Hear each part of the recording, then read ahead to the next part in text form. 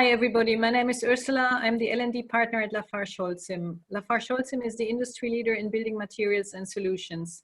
Our headquarters is in Switzerland, and with our roughly 70,000 employees, we operate in almost 80 countries on all continents. As we are spread around the globe, the local level is where most of our learning happens. We have a very decentralized approach, with learning being owned primarily by each individual, local company, sometimes the region.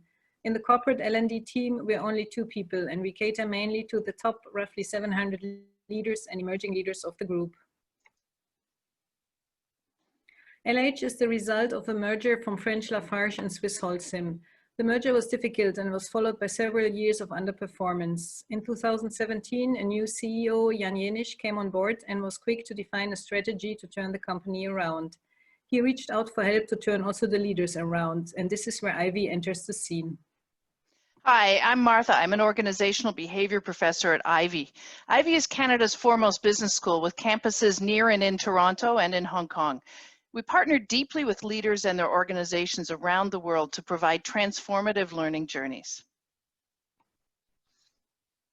In April 2018, my strategy colleague Tony Frost and I met with the CEO and the new head of HR to scope out the solution. 2 priorities were clear.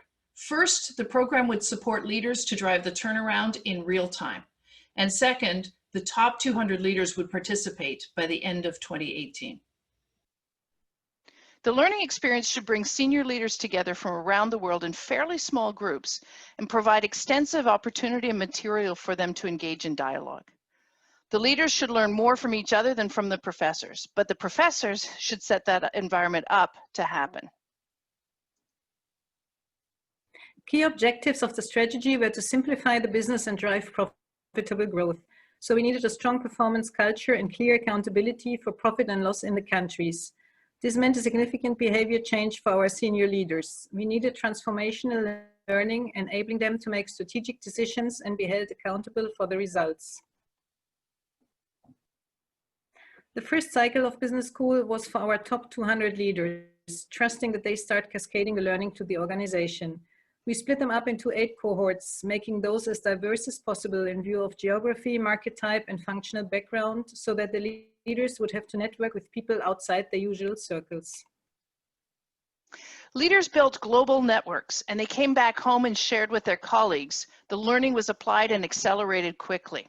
With this design, we could adapt the program with each iteration based on feedback from participants, the CEO and the ExCo, and based on how the messages were spreading through the company. Each module combines strategy and leadership, helping leaders see how decision-making and leading others worked together. Year 1's theme was on the turnaround. We focused on strategic alignment and prioritization, leading for accountability and commitment.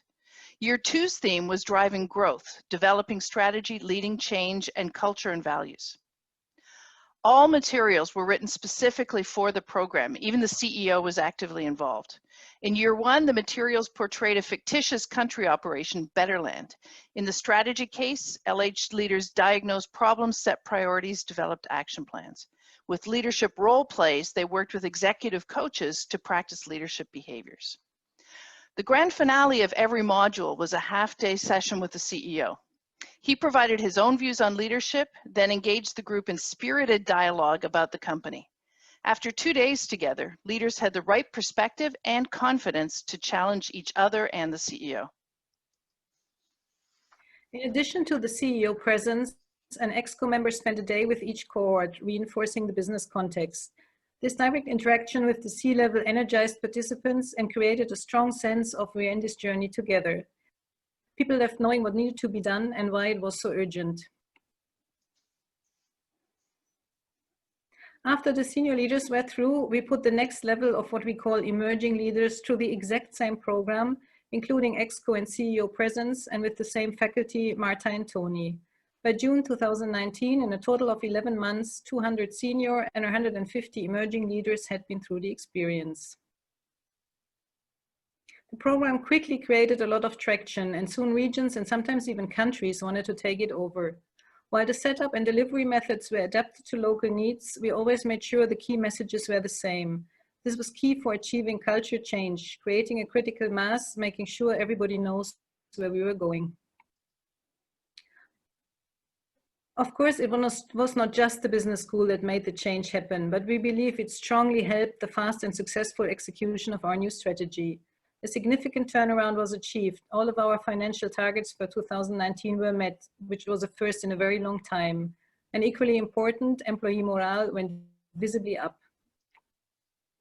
In the words of one participant, after the merger, we didn't have direction or leadership development. Some people were a bit lost.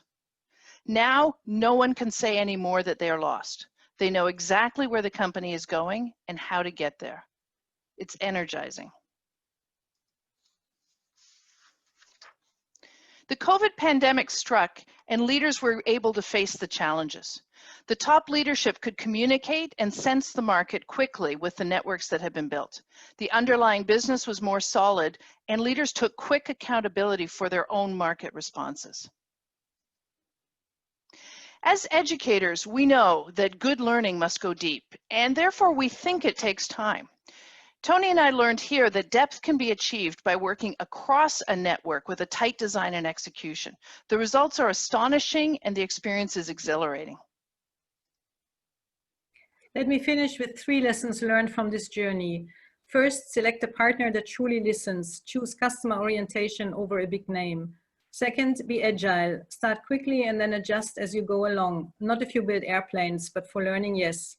And third, push energy and enthusiasm. Change only happens when there are emotions.